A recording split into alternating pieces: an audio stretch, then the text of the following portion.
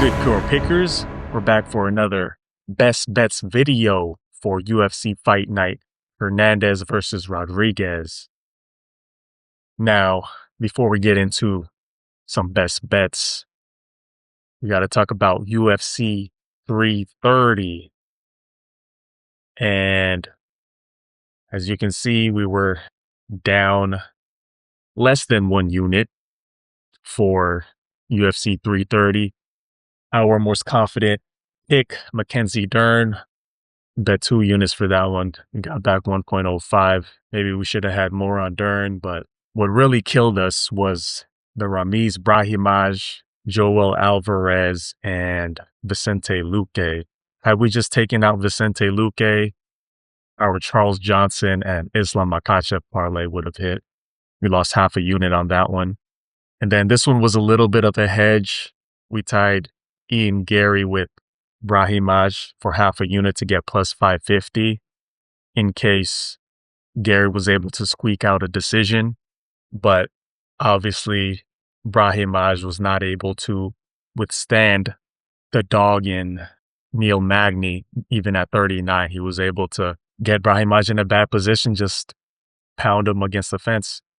And as for Alvarez, Chidi was just able to point fight his way since Alvarez was just staying on the outside for most of the fight. And even though he's throwing some heat, he wasn't really able to do too much damage on Chidi from the outside. So Chidi was able to get a decision win there. So overall, I think we should have went with some underdogs in this one. I remember in the last video, we talked about the biggest upset potential in that Dustin Solsvis fight versus Mansour Abdul Malik, and we didn't pull the trigger on that one. He ended up getting the sub on Mansour as an underdog, so that was a missed opportunity there, but we're going to get some opportunities here as for underdogs, I believe, on this card. So let's get into UFC Fight Night, Hernandez versus Rodrigues, and our best bets. Now, this is going to be a little bit different. We're just going to be going over some of the best underdogs on this one. And for the first underdog potential, we got Nasrat Haqparast versus Chris Padilla.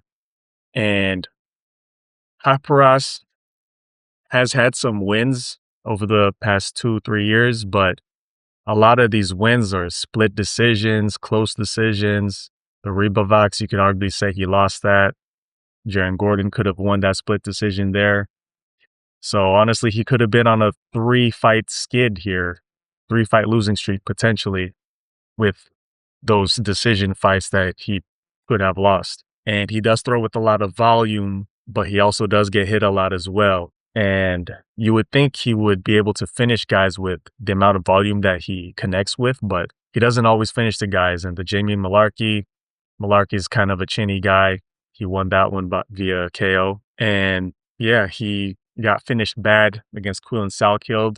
Even though he looked decent early on, that head kick was pretty devastating. So we'll see what shape he looks to fight against Chris Taco Padilla, who has been on a winning streak. Even though that MarQuel Mederos majority draw, I think he should have won that fight.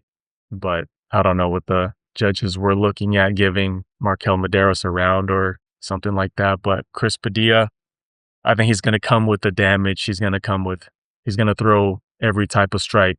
You're going to see the elbows, nasty elbows, knees, kicks, some boxing, high guard, and pretty decent defense for Chris Padilla. He's a very durable guy, and he has a lot of heart, and he has the cardio to go full out for the full 3 rounds.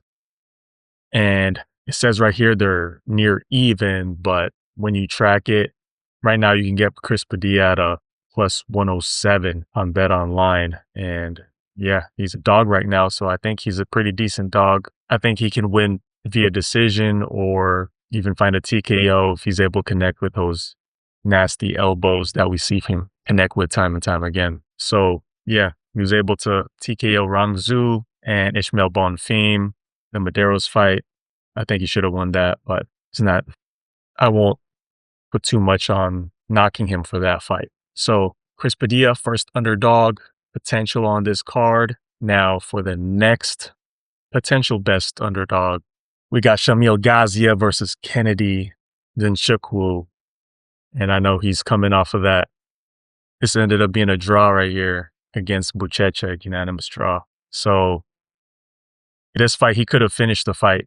He could have finished Buchecha in that fight, but he made it to a decision. His last loss was against Walter Walker, who he just collects legs. So I guess you can't really say too much about that loss.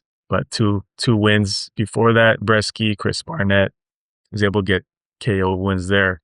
As for Shamil Gaziev, he used to be the guy that was next heavyweight up and coming up until he went against Rosenstruck in a 5-rounder.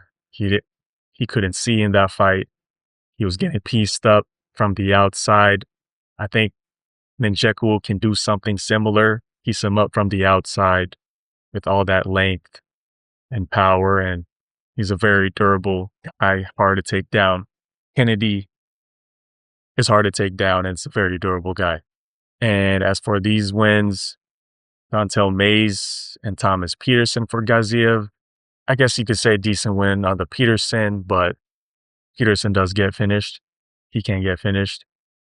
Waldo Cortez, not a good look. Short notice fight for Waldo. He just came in and then just it looked like a jab to me. He got knocked down and then TKO'd by a jab by Waldo on short notice. Brando Pericic, nasty KO, right hook. So Shamil Gaziev, in terms of durability, he might not be as durable these days, and coming against Kennedy Nzechukwu, who can finish guys, this can be a pretty scary fight for Shamil.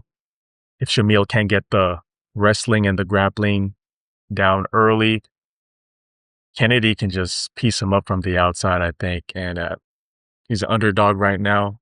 Let's see, Kennedy, he's at plus 115, plus 117. So you can get plus 115 on Kennedy. I don't think that's that bad of a bet. And I think Kennedy's very live if he can keep Shamil Gaziev in the stand-up. If he keep it standing, I think he can piece him up from the outside, just like Rosenstruck was able to do. So give me Kennedy there. Plus 115 is not too bad. I think he's a very live dog there. Now, as for my final best underdog on this fight night, we got, I think this is the co-main event, Serghei Spivac versus Vitor Petrino. Now, I used to be very high on Vitor Petrino up until I realized that this guy can be a very flaky fighter. As you saw from the Anthony Smith was on his downturn in his career, and he was still able to finish Petrino and lock in a guillotine choke. Not a good look there for Vitor Petrino.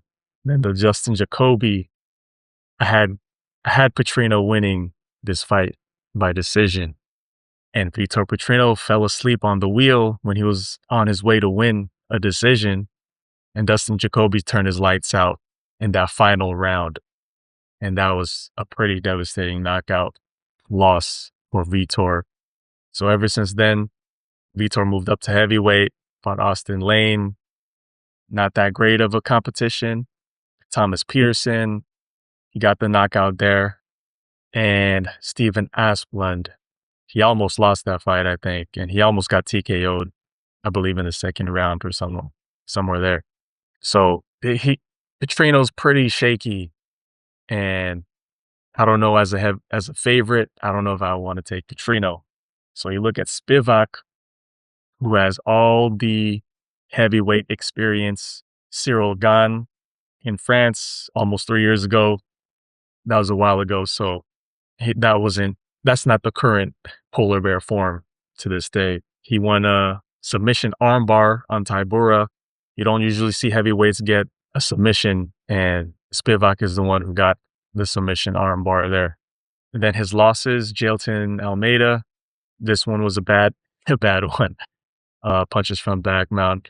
I think he got laid flattened out there and then was just taking damage and kind of just took the TKO loss. He was able to turn on a competitive decision loss to Waldo Cortez Acosta, which isn't that bad of a loss, I believe. And as far as most recent win, you saw that Spivac really put his striking together in this one. He looks very improved in the striking. He could throw kicks and really fight from the outside and weather the storm from any power shots that Ante DeLeo was having on him against the cage. So I think I gotta go with Spivac here. He has been shaky in the past, but I think he has the experience and the overall skill set in terms of wrestling and the improved striking. And I think I just gotta take the overall experience and level of competition that Spivac has been having at heavyweight over the Vitor Petrino, who kind of just lays a goose egg at times and it's pretty untrustworthy. So give me Spivac here. And right now, Spivac is a plus 125. People have been betting him down closer to a pick'em, actually. So, yeah, I think Spivac is a side here in terms of a betting standpoint. So I think Spivac is live to be the first real test for Vitor Petrino at heavyweight. So, yeah, those are the three. So Spivac, Kennedy, and Chris Padilla. I am not saying to parlay them. I'm saying these are three live underdogs on this UFC Fight Night card.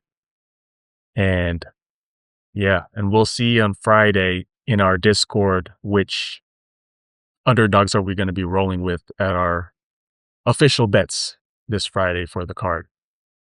So that about does it for UFC Fight Night. Hernandez versus Rodrigues, the best underdogs on the card. And this is Gerard signing off. Peace.